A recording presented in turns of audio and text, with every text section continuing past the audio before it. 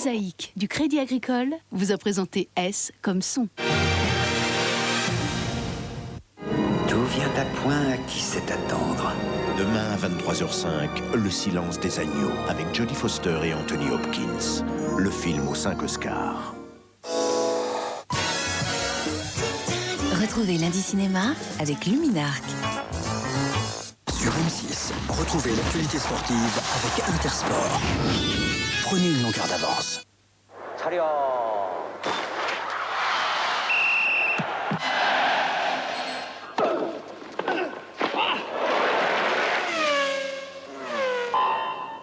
Michel Desjoyaux chez les multicoques, Hélène MacArthur chez les monocoques, vainqueurs de la Route du Rhum. Retour en fin de Sport 6 sur les arrivées de cette 7e édition. Nice conserve la tête du championnat malgré son match nul face à Rennes 0-0. Lyon chute à Lille 2-1. Une large victoire pour le 15 de France face au Canada 35-3. Soyez les bienvenus.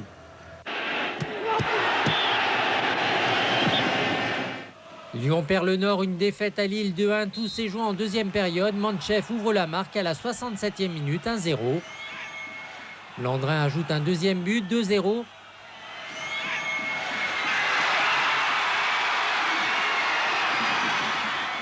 Né sauve l'honneur des Lyonnais dans les arrêts de jeu 2-1.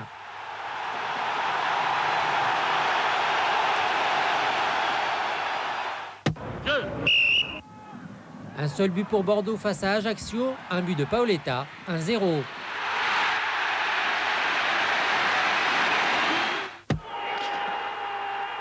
« 1-0, c'est aussi le score d'Auxerre au Havre. Le but auxerrois a été marqué par Tegnaud à l'heure de jeu. «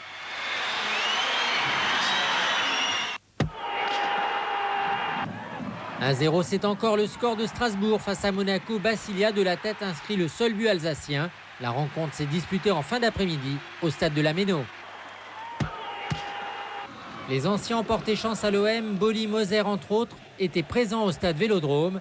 Ils ont assisté à la victoire de Marseille face à Lens 1-0. Un but d'Olembe en première période.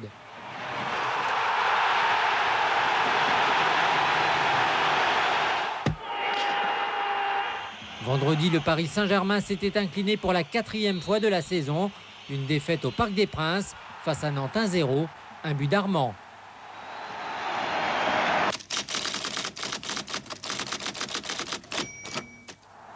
Guingamp bat Sochaux 2-0. Même score pour 3 face à Sedan. Match nul entre Montpellier et Bastia. 2 partout. Pas de but entre Nice et Rennes. Au classement, Nice possède 2 points d'avance sur Lyon et Marseille. À noter la surprenante 4e place de Guingamp. Dans le bas du tableau, ça va mal pour 3, Montpellier, Le Havre et Rennes. Le football, on en reparle un peu plus tard dans le carton rouge.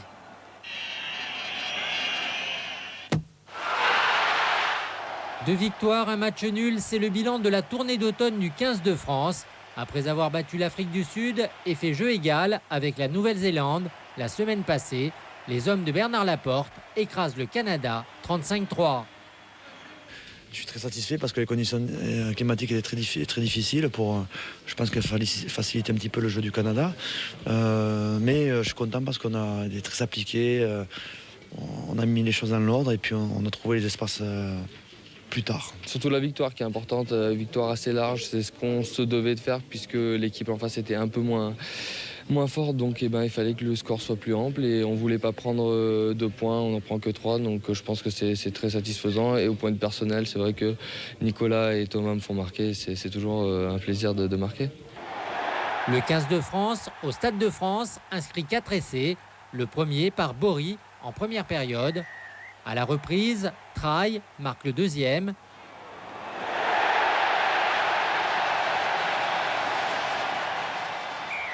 Claire, à l'heure de jeu, trompe la défense canadienne.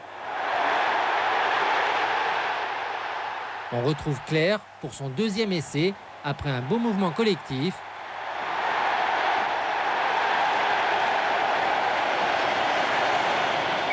Le Canada sauve l'honneur sur cette pénalité de Ross. Prochain rendez-vous pour les Bleus, le tournoi Destination, avec un premier match terrible le 15 février en Angleterre.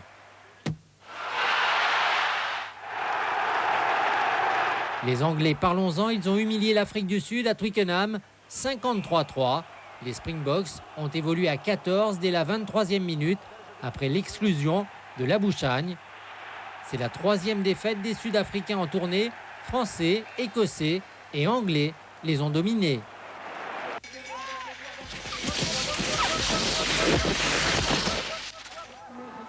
Une 14e victoire en Coupe du Monde pour Janica Kostelić, la 12e en slalom. La Croate âgée de 20 ans, triple championne olympique, s'impose à Park City aux États-Unis.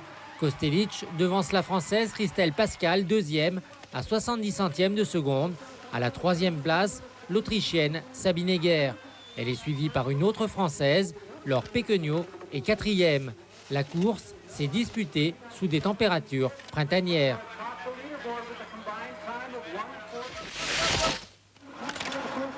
Les hommes disputaient eux aussi un slalom à Park City.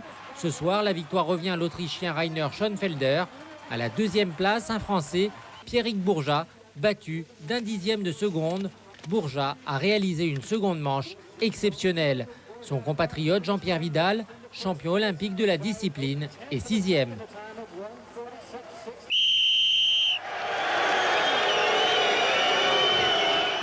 Trop fier pour passer pour un bouche-trou, Sport 6 sort cette semaine son carton rouge à Nicolas Anelka. En refusant sa 29e sélection pour le match amical France-Yougoslavie, l'international de 23 ans s'est mis tout seul hors jeu. Incompréhension ou maladresse, l'attaquant de Manchester City justifie son refus de porter le maillot bleu par le manque de respect du sélectionneur. Il y a diverses formes pour manifester ou une confiance, et moi je m'en tiendrai à cet élément confiance plutôt qu'à un autre mot pour les joueurs de l'équipe de France. S'il estime qu'on ne lui fait pas confiance, et moi le premier, Nicolas Anelka a pris une décision que si elle était confirmée, ça le regarde d'abord lui-même et non pas ses coéquipiers ou le sélectionneur. Le champion d'Europe n'en est malheureusement pas à sa première épreuve de force, le PSG Arsenal, le Real Madrid. La liste de ces frasques est bien longue. Ce dernier contre-pied international ne fait que ternir un peu plus son image de mauvais garçon. Tout le monde connaît Nico depuis très longtemps et on lui a collé une étiquette à tort ou à raison, on n'est pas là pour en discuter, mais je pense que Nicolas ne serait pas Anelka s'il n'était pas comme il est. Donc moi je pense très honnêtement que c'est quelqu'un que j'apprécie beaucoup et je respecte très amplement sa décision et je pense qu'il doit être le seul avec peut-être l'entraîneur à savoir ce qui s'est réellement passé. Donc je ne peux pas polémiquer ou dire quoi que ce soit là-dessus. J'ai tout simplement à dire je respecte sa décision. Aujourd'hui, Nicolas Anelka risque 2 matchs de suspension dans le championnat anglais. Manchester City l'a aligné hier face à Middlesbrough. City a perdu 3-1, mais Anelka a marqué l'unique but des Bleus. Ciel. C'est pas l'homme qui prend la mer, c'est la mer qui prend l'homme. Ta-ta-ta. Oyez, bravo Jean! 16h38 heure locale, 21h38 à Paris hier, Michel Desjoyaux remporte sur géant la 7e édition de la Route du Rhum dans la catégorie des multicoques. 13 jours, 7h53 minutes, c'est le temps que Michel Desjoyaux a mis pour rallier Pointe-à-Pitre de Saint-Malo. On sait depuis longtemps que dans un sport mécanique, avant de vouloir gagner, il faut finir. Moi, j'avais pas d'autre ambition avant le départ que de finir la course. Je trouvais que c'était déjà pas mal, le niveau de préparation qu'on avait. Il se trouve que les choses se sont enchaînées et que moi j'ai toujours maintenu le rythme que je m'étais fixé, de ne pas aller trop vite et de ménager la monture. Et visiblement c'est ce qu'il fallait faire cette édition-là. Michel Desjoyaux a été accueilli par Hélène MacArthur qui a gagné dans la catégorie monocoque. L'Anglaise est arrivée la nuit précédente. Elle devance son compatriote Mike Golding. MacArthur, petit bout de femme, réalise un incroyable exploit moins de 2 ans après sa 2e place dans le Vendée Globe. Une course remportée en février 2001 par Michel Desjoyaux. Le grand souvenir de cette transat, c'est le plaisir. J'ai pris beaucoup de plaisir pendant cette course. Il y avait plusieurs moments où je me suis dit, ça c'est un des meilleurs moments de ma vie, mais pas une fois, mais plusieurs fois. Ce que l'on retiendra aussi de cette 7e édition, c'est la casse des multicoques. Ils étaient 18 au départ, 3 seulement sont à l'arrivée. Derrière Michel Desjoyaux, Marc Guillemot sur Biscuit la Trinitaine et Lalou Rouquayrol sur Banque Populaire. tous les résultats de Sport 6 sur m6.fr, mais aussi au 08 92 68 16 16. Sur M6, prenez une longueur d'avance sur l'actualité sportive avec Intersport. En avant pour le grand jeu M6 Intersport. Répondez à la question suivante. En appelant le 3606, vous gagnerez peut-être une semaine de location de matériel de ski grâce à Interlocation, le service de location à distance des magasins Intersport. Et d'avance, bonne chance. Elle a le charme discret de la bourgeoisie et une nouvelle carrosserie, c'est la nouvelle Audi A8. À l'essai, le nouveau compact familial de Mazda, le MPV. Faites les essais tout de suite dans Turbo et sur M6.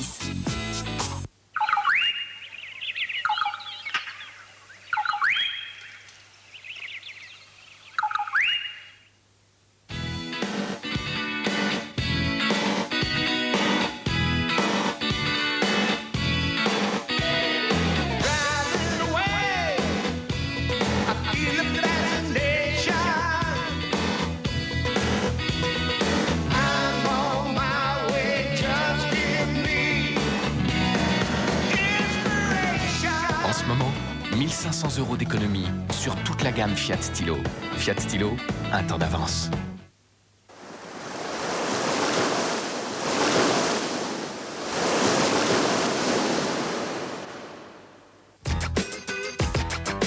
Très sport avec Festina.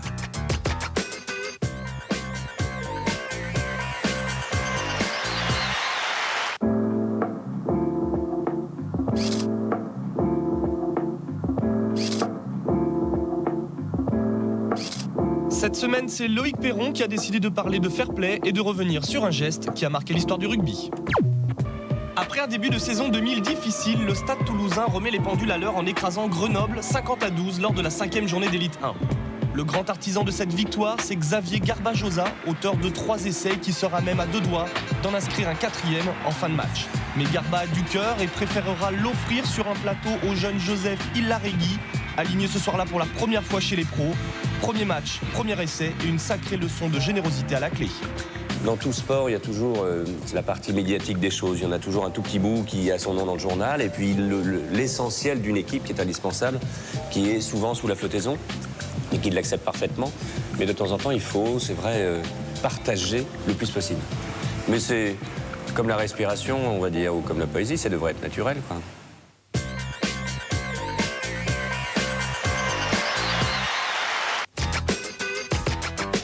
C'était Très Sport avec Festina. Fan de sport, jouez maintenant avec M6 et Festina en répondant à cette question. Vous avez trouvé? Alors appelez vite le 08 92 68 44 42. Vous pourrez peut-être gagner des montres Festina, un lecteur enregistreur DVD, un appareil photo numérique et un lecteur DVD. Bonne chance.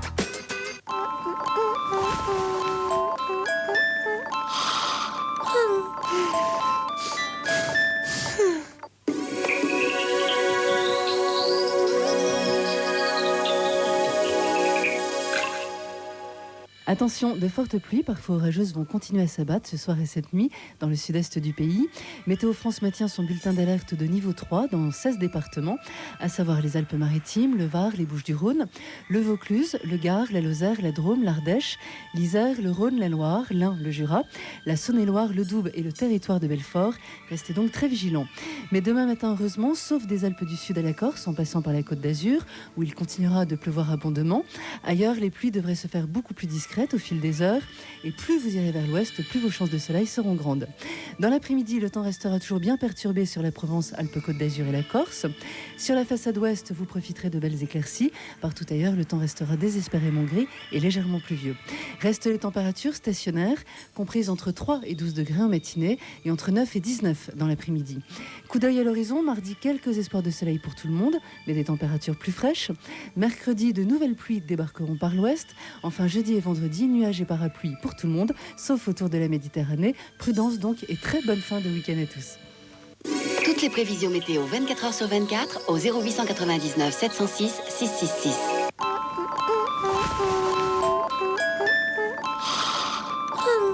Darty, le contrat de confiance.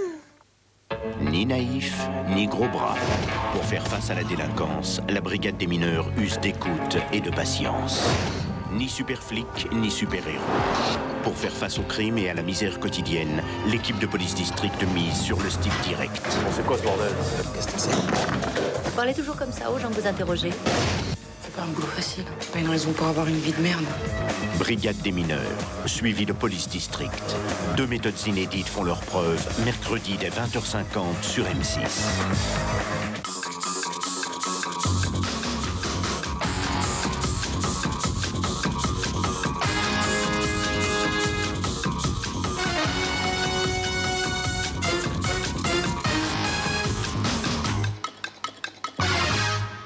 Bonjour et bienvenue ce week-end à Monte-Carlo, dans ses rues et ses